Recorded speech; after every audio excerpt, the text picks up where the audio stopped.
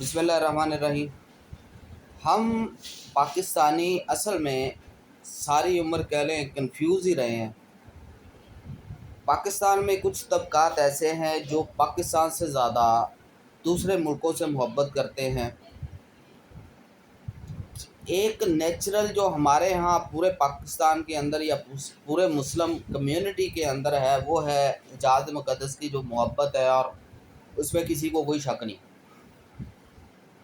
But Riyadh, Tehran, you اے ای، باقی دوسرے تیسرے جو ملک ہیں ان سے ہماری اتنا لگاؤ کس چیز کے لیے؟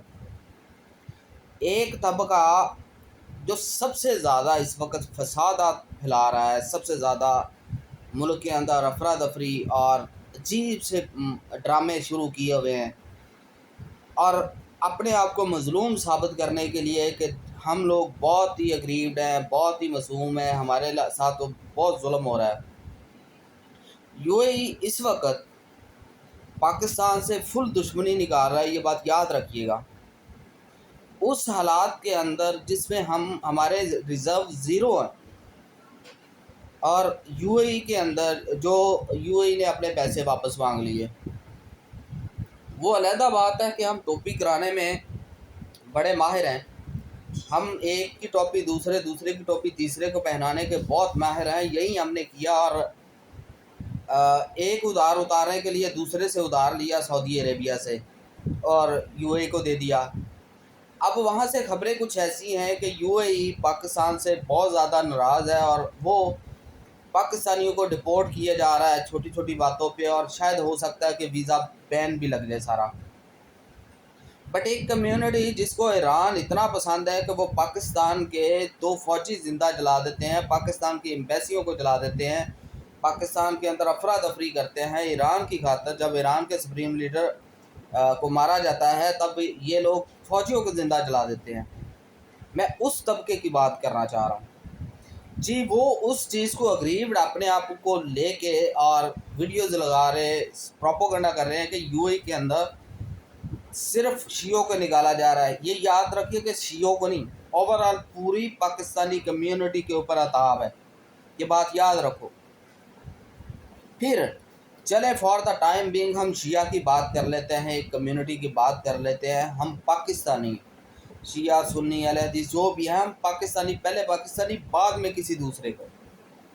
فرض کریں ہم لوگ انڈیا کے ساتھ ہماری جنگ چل رہی ہے اور انڈیا ہمارے اوپر بمبارڈمنٹ کر رہا ہے، اور کوئی پاکستانی اٹھ کے انڈیا کی سہولت کاری شروع کر دے اور انڈیا کے گن گانے شروع کر دے، ایسے نا ہزار ہیں یہاں پہ، کرنا شروع کر دے، تو کیا خیال ہے کہ اسے پاکستان معاف کرے گا؟ کیا اسے غداری کا ٹیگ نہیں دے گا؟ حالانکہ وہ پاکستانی شہری ہے، پاکستانی کارڈ ہولڈر ہے، سارا کچھ ہے۔ ذرا اسی پکچر کو ذرا امیجن کریں یو اے ای کے اندر، جہاں پہ آپ ایکسپائرڈ ہیں، نہ کو آپ اس کے نیشنل ہیں، نہ آپ کے پاس ان کا کوئی نیشنل آئی ڈی ہے، نہ آپ کی شہریت اس کی رکھتے ہیں، نہ آپ وہاں پیدا ہوئے ہیں، وہاں صرف آپ کمانے کے لیے گئے ہیں۔ ایران نے اس ایران اسرائیل کانفلکٹ کے اندر 360 کے قریب جو میزائل مارے ہیں وہ مارے ہیں اسرائیل میں، 1200 کچھ میزائل مارے ہیں صرف یو اے ای کے اندر۔ ایٹ دیٹ سچویشن آپ مجھے بتائیں کہ اس سچویشن کے اندر آپ وہاں بیٹھ کے پاکستان سے گئے ہیں، ایران سے گئے ہیں، جہاں پہ بھی اسی یو اے ای کے خلاف ہی آپ پروپیگنڈا کر رہے ہیں، یو اے ای کے خلاف ہی، حالانکہ یو اے نے ایک بھی میزائل نہیں مارا اور ایران نے 1200 کچھ مار دیے ہیں۔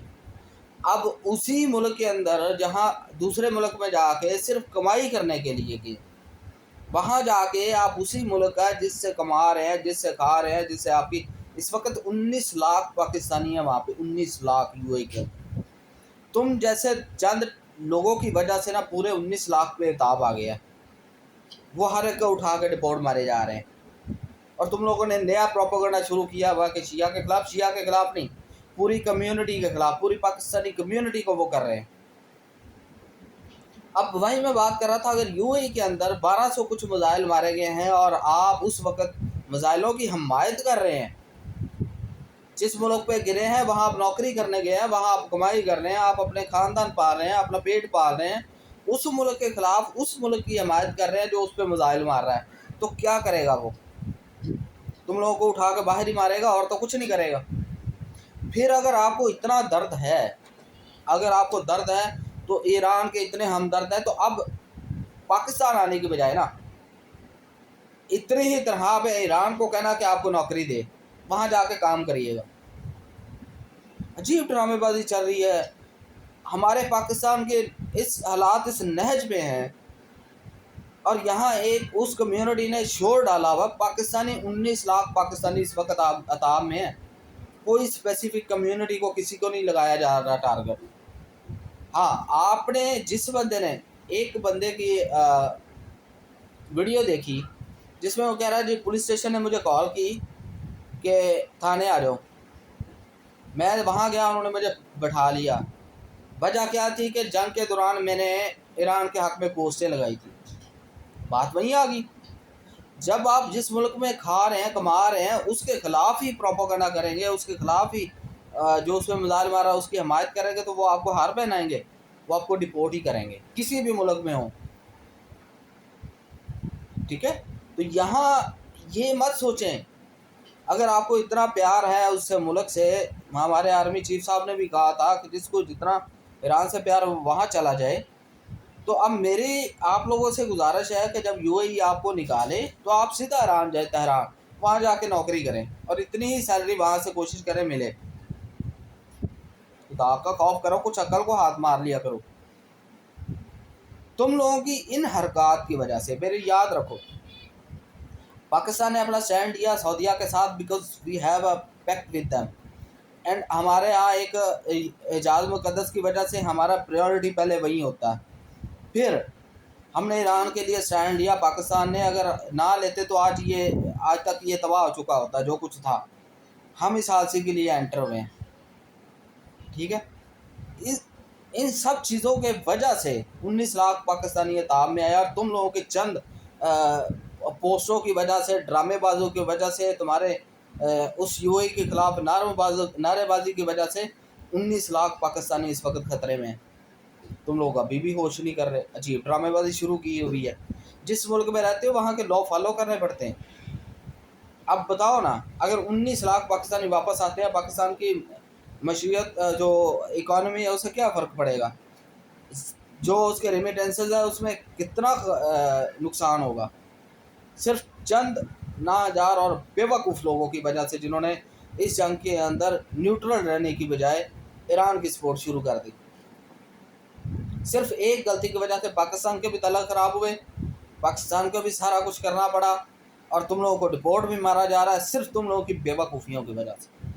तो अकल से काम लिया करो। तुम लोग हर चीज़ को वहीं फ़िरका वरीयत में ले जाते हो, फ़िरका वरीयत की सारी जगह।